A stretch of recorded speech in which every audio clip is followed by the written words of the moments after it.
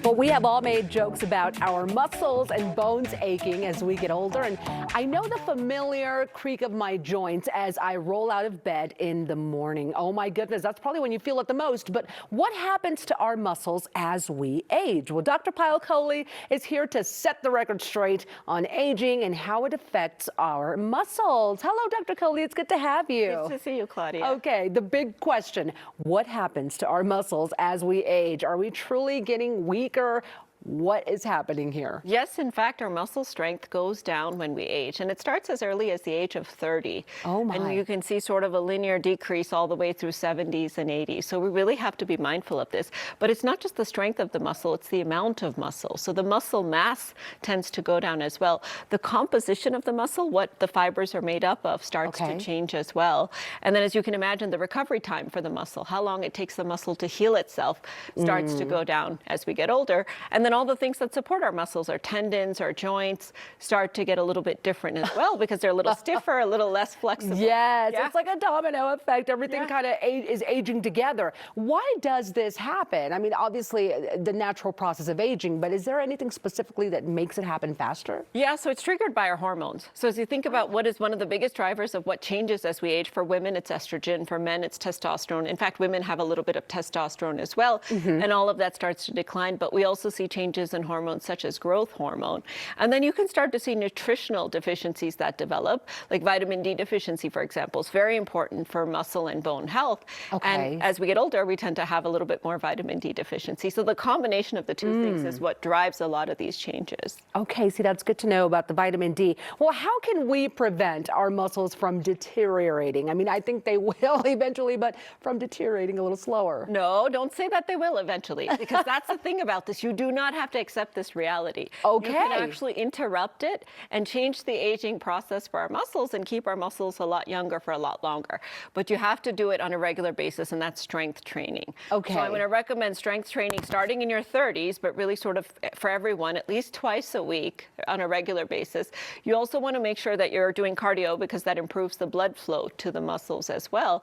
And then again, as we get older, make sure that you're supplementing and getting enough protein, because the amount of protein your body needs changes as a result of aging, and that's the building blocks for how we build muscles. Okay. Yeah. So all good info this morning, so we actually can kind of stop that deteriorating process. Is it ever too early to start flexing our muscle training? Oh, I see what you did there.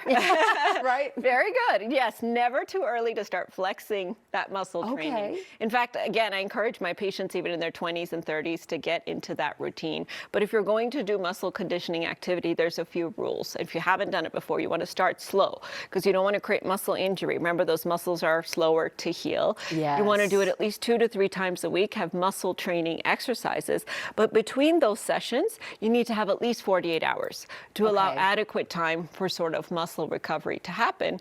And I want to make sure that you're focusing on multiple muscle groups. So activities like planks or push-ups, they don't just build your biceps, they actually build your core as well. Which can really reduce your risk of having falls as you get older. Oh, that's and if you important. think about, aging well, we want to make sure we maintain our core strength just as much as the peripheral strength, or our arms and our legs, because people spend a lot of time focusing on those groups and forget about the abdomen, which is one of our largest muscles. Yeah, you bring up, again, really good points this morning. How can this help with longevity in general and keeping those muscles healthy and strong as long as we can? Well, if it's not just about falls, it's actually about living longer. In fact, multiple studies have shown that if you exercise and do muscle strength conditioning regularly, you have a longer lifespan.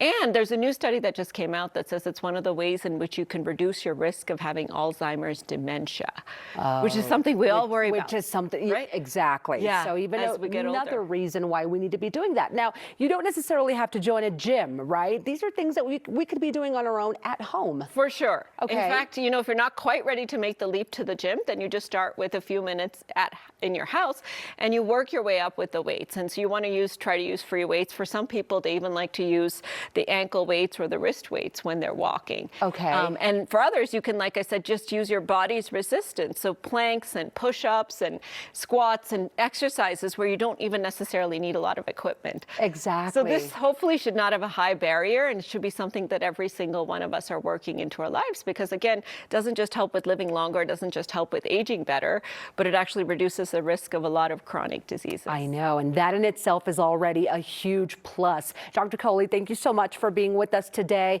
All right, everybody, if you have any questions for Dr. Kohli, she'd love to answer those. Send an email to MyCOCO at 9news.com and put Kohli in the subject line.